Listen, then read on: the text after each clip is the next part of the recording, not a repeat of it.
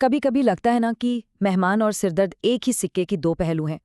खैर, शरद जोशी की कमाल की कहानी तुम कब जाओगे अतिथि में हमें इसी बात का बड़ा मजेदार जवाब मिलता है। तो चलिए इस कहानी की दुनिया में गोता लगाते हैं।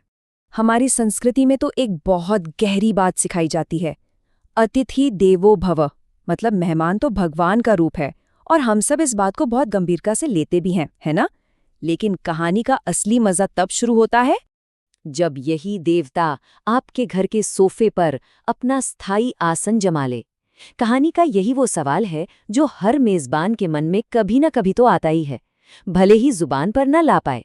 और इसी गुदगुदाते हुए सवाल को उठाने की हिम्मत की थी शरद जोशी ने। वो एक ऐसे व्यंग्यकार थे जो हमारी रोजमर्रा की जिंदगी में छुपी हुई अजीब बातों को बड़ी ही बारीकी से पकड़ लेते थे। तो कहानी शुरू होती है पहला दिन।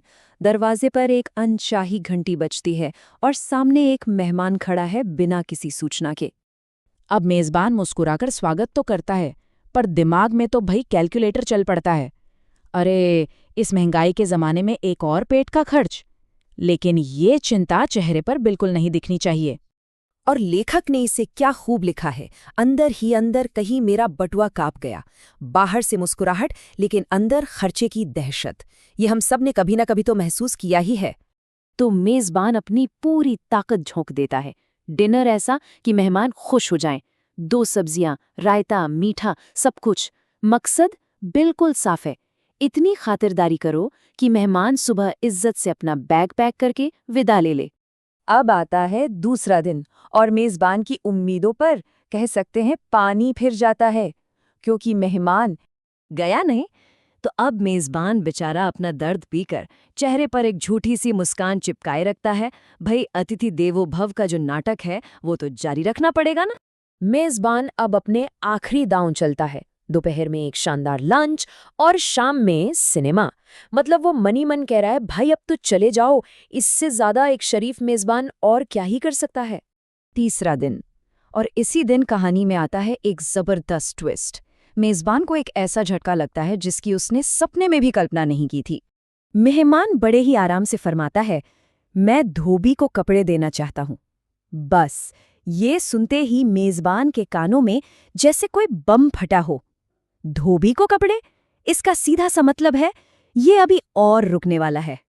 और बस यही वो पल है जब मेजबान के लिए अतिथि देवो भव का पूरा मतलब ही बदल जाता है। उसे एहसास होता है कि अतिथि हमेशा देवता नहीं होता, कभी कभी वो थोड़े अंशों में राक्षस का रूप भी ले सकता है।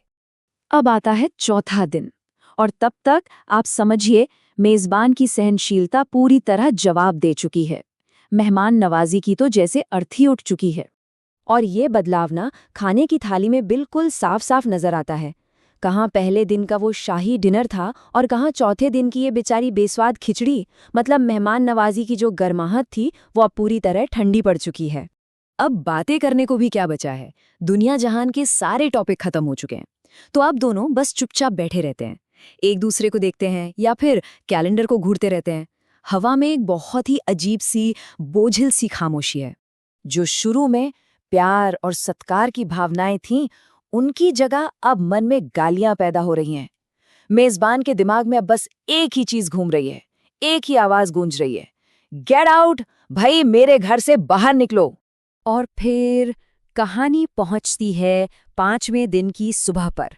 अब मेजबान के सब्र का बांध बिल्कुल टूटने वाला है। उसके मन में अब बस एक और सिर्फ एक ही सवाल है। वो खुद से कहता है, बस आज का दिन आखिरी है, मेरी सहनशीलता की ये अंतिम सुबह होगी। उसे अब डर लगने लगता है कि अगर आज भी मेहमान नहीं गया तो वो अपनी शराफत, अपनी मेजबानी सब भूलकर सीधे सीधे उसे जाने के लिए कह देगा। और यहीं पर मेजबान एक बहुत ही गहरी बात सोचता है कि देवता भी तो दर्शन देकर चले जाते हैं, तभी तो उनका देवत्व बना रहता है। अगर भगवान भी किसी के घर में आकर जम जाएं तो वो भी इंसान बन जाएंगे, या शायद जैसा मेजबान को लग रहा है, राक्षस। और कहानी यहीं इसी एक सवाल पर खत्म हो जाती है जो मेजबान के मन में उसकी आत्मा में गूंज रहा है, तुम कब जाओगे अतिथि? एक ऐसा सवाल जो शायद हम सबके मन में भी कभी ना कभी किसी ना किसी के लिए जरूर गूंजा होगा।